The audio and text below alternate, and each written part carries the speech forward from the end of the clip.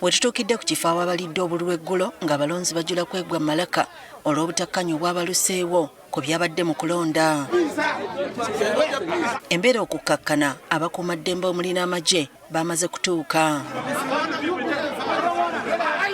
Gye byaggweeredde nga waliwo abakwatiddwa era ne bateebwa kabangali ya poliisi ne batwalibwa.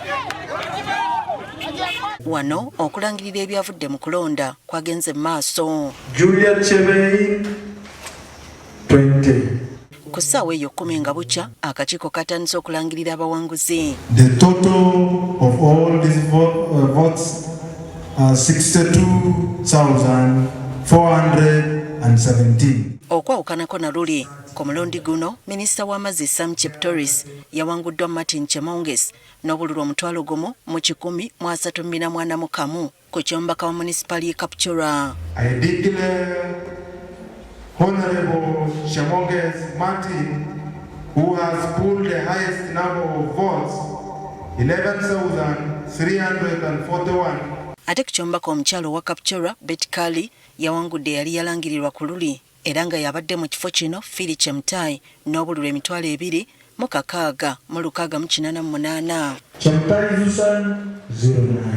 I therefore declare Honorable Sam Cheptoris Betty Kaali, who has pulled the highest number of votes, is 26,688, representing 42. Ate ye Fadil Twala nga yembaka aliko wa Tinjwe County era alangiriddwa ku kifo kino. Honorable Twala Fadil, who has pulled the highest number of votes, 21,908. Olwafunye amawulire gano abawagizi b'abawangudde ne batandika okuyisa ebivvulu.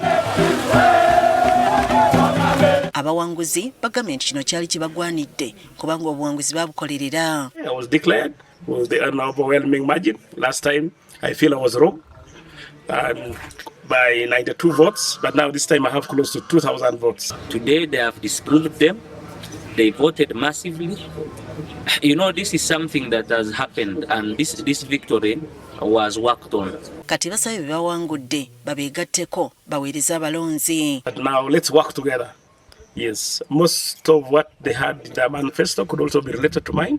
But of course in an election there is a loser and a winner. Ate babawanguddwa nga Patrick Chitiyo bagamba si bamativu era balangiriddewo nga bagenda okujulira. I had got 21,000, but only they're announcing that I have got now 13,000, which is a very wrong way of doing things. Last time they declared me as a winner. Today they have declared my opponent as a winner. The story continues. So we are going back to the tribunal to seek for redress.